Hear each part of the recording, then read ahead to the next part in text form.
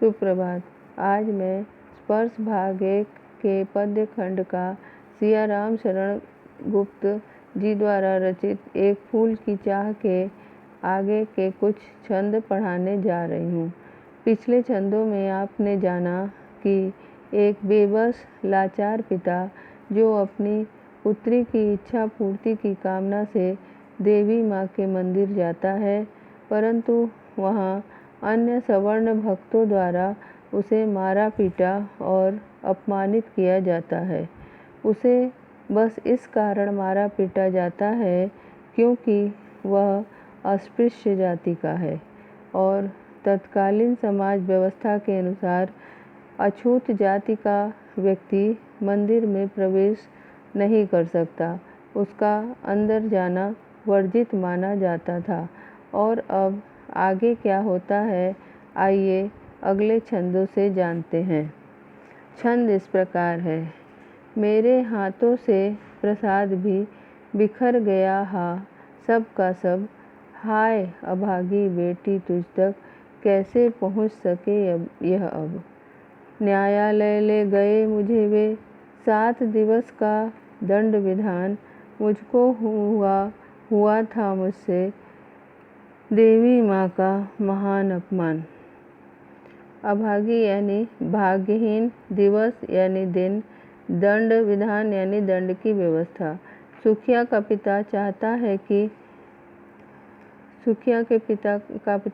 है कि मेरे हाथ का पुजारी का दिया हुआ सारा का सारा प्रसाद वहीं बिखर गया और अपने दुखी मन से वह सोचने लगा कि हाय मेरी अभागी बेटी, अब इस स्थिति में देवी माँ का यह प्रसाद तुम्हें कैसे पहुँचा पाऊँगा, क्योंकि यह तो बिखर कर जमीन में गिर गया और देवी के भक्तों द्वारा कुचला जा चुका था। पिता का हृदय दुखी हुआ और पश्चाताप करने लगा। वे कहते हैं कि मेरे हाथों से प्रसाद भी बिखर गया हा सब का सब, यानी उनके हाथों से प्रसाद सारा गिर गया जो प्रसाद पुजारी ने उनके हाथों में थमाया था। हाय अभागी बेटी तुझ तक कैसे पहुंच सके यह अब। वे कहते हैं कि जमीन में सारा प्रसाद गिर गया और वह प्रसाद देवी के अन्य भक्तों के पैरों तले कुचला जा चुका, अतः यह प्रसाद अब तेरे पास कैसे पहुंच सकेगा। मैं लाचार और विवश हूँ क्योंकि मैं यह प्रसाद तुम्हारे पास नहीं पहुंचा सकता। न्यायालय ले गए मुझे वे 7 दिवस का दंड विधान, और देवी माँ के जो अन्य भक्त थे वे उसे न्यायालय ले गए, उसे 7 दिन का दंड विधान सुना। दंड की व्यवस्था उसके लिए की गई कि वह 7 दिन तक कैद में रखा जाएगा। मुझको हुआ था मुझसे देवी का महान अपमान, और उसका अपराध ये था कि उससे देवी का अपमान हुआ था, अर्थात वह अस्पृश्य जाति का होकर उसने मंदिर में प्रवेश किया था और मंदिर की महिमा को नष्ट की थी। उसने मंदिर को अपवित्र और कलुषित कर दिया था। इसी अपराध के कारण उसे 7 दिन का दंड सुनाया गया। 7 दिन उसे जेल में रहने की सज़ा मिल गई। यहाँ भाषा शुद्ध साहित्यिक खड़ी बोली का प्रयोग किया गया है। भाषा में सहजता और भावात्मकता है एवं एक पिता के बेबसी और लाचारी का मार्मिक चित्रण किया गया है। अगला छंद है। मैंने स्वीकृत किया दंड वह, शीश झुकाकर चुप ही रह, उस असीम अभियोग दोष का क्या उत्तर देता क्या कह। 7 रोज ही रहा जेल में, या कि वहाँ सदियाँ बीती, अविश्रांत वर्षा करके भी आंखें तनिक नहीं रीती। यहाँ कह रहे हैं कवि, स्वीकृत यानी स्वीकार करना, दंड यानी जो अपराध के लिए जो दंड दिया जाए उसे कहते हैं, सजा दी जाती है उसे कहते हैं। असीम माने बहुत अधिक, अभियोग माने आरोप, और अविश्रांत यानी बिना रुके या लगातार। कवि यहाँ कहते हैं कि मैंने स्वीकृत किया दंड वह, यानी कि उसका पिता कहता है कि उसने अपने दंड को, सज़ा जो उसे मिली थी न्यायालय के द्वारा, उसे उसने स्वीकार किया। शीश झुकाकर चुप ही रहा, और उस सज़ा को उसने चुप रहकर और विनम्रतापूर्वक शीश झुकाकर यानी सिर झुकाकर विनम्रतापूर्वक उस सज़ा को उसने स्वीकार कर लिया। उस असीम अभियोग दोष का क्या उत्तर देता, क्या कहा। वह कहता है कि मुझसे जो अपराध हुआ था, उस अपराध का जो आरोप मेरे ऊपर लगा था, उस आरोप का, उस दोष का मैं क्या आरोप का मैं उत्तर किस मुख से देता, क्या कहकर, क्या बोलकर मैं उस आरोप का खंडन करता, और मैं क्या उत्तर देता कि क्या मैं दोषी किस कारण नहीं हूँ। 7 रोज ही रहा जेल में, या कि वहाँ सदियाँ बीती। कवि कहते हैं कि उसका पिता ऐसा महसूस करता है कि 7 रोज नहीं बल्कि सदियाँ बीत गई उसे जेल में रहते रहते, यानी कि 7 दिन बिताना ही उसके लिए पहाड़ था। और उन 7 दिनों में उसे ऐसा प्रतीत हुआ कि शायद उसे अपनी बेटी को देखे सदियाँ बीत गई हैं, कई वर्ष बीत गए हैं। अब विश्रांत वर्षा करके भी आंखें तनिक नहीं रहती। अब विश्रांत माने लगातार, बिना रुके हुए, बिना थमे हुए उसकी आंखों से आंसुओं की झड़ी लगी हुई थी, आंसू बह रहे थे और वे लगातार बहते जा रहे थे। और इतना आंसू निकलने के बाद भी उसकी आंखें जरा भी सूखी नहीं। रीति माने खाली हुई, उनकी अश्रु, उनके अंदर की अश्रु खाली खत्म नहीं हुई, उसकी आंखें सूखी नहीं, मतलब लगातार आंखों से आंसुओं की झड़ी लगी हुई थी। भाषा सुंदर और सहज, भावात्मकता से युक्त खड़ी बोली का प्रयोग किया गया है, और दर्द का, वेदना का, एक पिता के वेदना का मार्मिक चित्रण किया गया है। अब आगे कवि कहते हैं कि अगला छंद इस प्रकार है। दंड भोग कर जब मैं छूटा, पैर न उठते थे घर को, पीछे ठेल रहा था कोई, भय जर्जर तनु पंजर को, पहले किसी लेने मुझको, नहीं दौड़कर आई वह, उलझी हुई खेल में ही हाँ, अब की दीन दिखाई वह। कवि कह रहे हैं कि यहाँ ठेलना माने ढकेलना, भय जर्जर माने भय से पीड़ित, तन माने शरीर, पंजर माने हड्डियों का ढांचा। दंड भोग कर जब मैं छूटा, मैं, उसका पिता कहता है कि जब 7 दिनों का दंड जो उसे मिला था उसको भोग कर जब वो जेल से छूटा तो पैर न उठते थे घर को, उसके पैर घर की तरफ जाने के लिए उठते नहीं थे, यानी कोई भय अंदर उसके मन में समाया हुआ था जिसके कारण उसके पैर उठते नहीं थे। घर जाने की ओर उसका पैर, घर जाने के लिए उसका पैर आगे की ओर उठता ही नहीं था।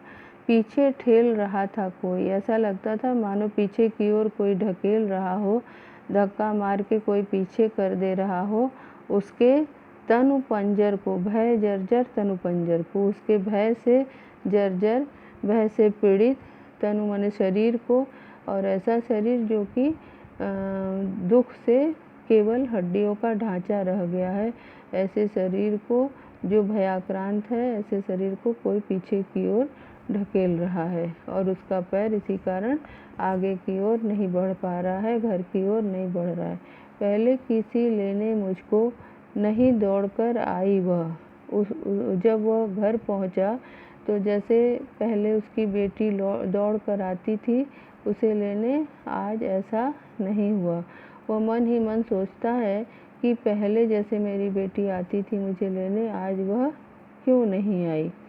उलझी हुई खेल में ही हाँ अब की दी न दिखाई वह। अब वह अपने मन को ही सांत्वना देते हुए कहता है कि शायद वह खेल में ही उलझी होगी और इसी कारण वह अभी मुझे दिखाई नहीं दे रही है। यहाँ भी एक वह खुद ही को अपने मन को आश्वासन दे रहा है कि शायद वह खेल में व्यस्त होगी, इसी कारण वह आ नहीं रही है और उसका मन यह मानने को तैयार ही नहीं है कि उसकी बेटी अब इस दुनिया में नहीं है। यहाँ शुद्ध साहित्यिक खड़ी बोली का प्रयोग किया गया है। भाषा सहज एवं भावपूर्ण है। अगला छंद इस प्रकार है। उसे देखने मरघट को ही गया दौड़ता हुआ वहाँ, मेरे परिचित बंधु प्रथम ही फूंक चुके थे जहाँ। बुझी पड़ी थी चिता वहाँ पर, छाती धधक उठी मेरी, हाय फूल सी कोमल बच्ची, हुई राख की ढेरी। यहाँ मरघट यानी स्मशान घाट, परिचित यानी उसके जान पहचान के लोग, बंधु यानी सगे संबंधी और धधक उठी यानी जल उठी। वह जब वहाँ से आसपास वालों से खबर पाता है कि उसकी बेटी का अंतिम संस्कार कर दिया गया तो वो दौड़ा हुआ जाता है स्मशान घाट की ओर और जा कर के वहाँ पे वह अपनी बेटी को किस रूप में देखता है इसका वर्णन किया गया है। उसे देखने मरघट को ही गया दौड़ता हुआ वहाँ, पिता दौड़ता हुआ भागता हुआ स्मशान की ओर, स्मशान को जाता है। मरघट यानी स्मशान की ओर जाता है। वहाँ उसने अपनी बेटी को एक राख की ढेरी के रूप में पाया, क्योंकि मेरे परिजन बंधु प्रथम ही फूंक चुके थे उसे जहाँ। क्योंकि उसके जो परिजन थे यानी भाई बंधु थे, जान पहचान थे, सब उसे वहाँ पे उसका दाह संस्कार कर चुके थे। फूंक चुकना माने दाह संस्कार कर देना, उसका दाह संस्कार अंतिम संस्कार कर चुके थे और अब वह बुझी हुई थी चिता वहाँ पर, छाती धधक उठी मेरी। अब वहाँ पे वह राख की ढेरी के रूप में पड़ी हुई थी, क्योंकि उसकी चिता जो है वह बुझ चुकी थी, ठंडी हो गई थी।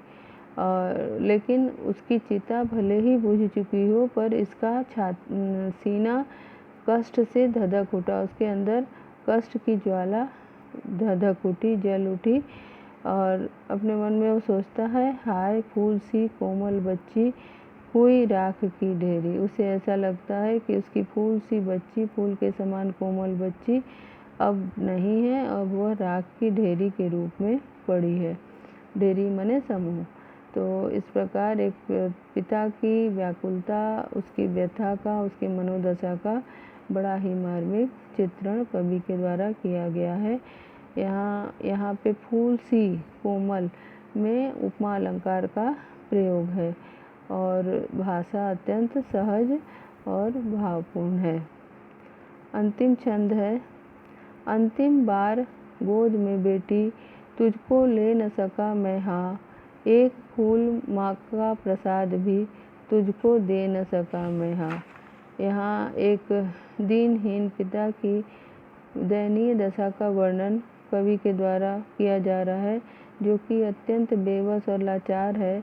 अपनी बेटी की अंतिम इच्छा भी पूरी नहीं कर सकता है और इसका कारण बस उसका अस्पृश्य जाति में पैदा होना ही है। समाज के द्वारा उसे जो दंड दिया गया उसकी दयनीयता का यहाँ चित्रण करते हुए कवि कहते हैं कि उसका पिता इतना बेबस है, उतना लाचार है कि वह कहता है कि अंतिम बार गोद में बेटी, तुझको ले न सका मैं हाँ। हाय मेरी बच्ची, मैं तुझे अंतिम बार अपने गोद में ले नहीं सका, तुम्हें अपनी गोद में उठा नहीं सका। एक फूल माँ का प्रसाद भी तुझको दे न सका मैं हाँ। और मैं कितना बेबस हूँ, कितना लाचार हूँ। मेरी दयनीय स्थिति का अंदाज़ा कोई नहीं लगा सकता कि मैं अपनी बेटी को एक फूल भी माँ के प्रसाद का नहीं दे सका, जो कि उसकी अंतिम इच्छा थी। मेरी बेटी की अंतिम इच्छा भी मैं पूरा नहीं कर सका। कि मैं कितना दुर्भाग्यशाली पिता हूँ कि मैं अपनी बेटी की अंतिम इच्छा भी पूरा नहीं कर सकता। इस प्रकार समाज में व्याप्त जो जाति प्रथा थी, जो अस्पृश्यता की जो स्थिति थी समाज में, कि लोग छुआछूत की भावना अपने मन में रखते थे, उसका बड़ा ही सुंदर वर्णन किया गया है। और इस कविता के माध्यम से उस व्यवस्था पर करारी चोट की गई है, जिससे कि समाज के लोग या पाठक इसे पढ़ें तो उनके मन में इस व्यवस्था को, इस अंधविश्वास को दूर करने की इच्छा हो और वे इसको दूर करें। धन्यवाद।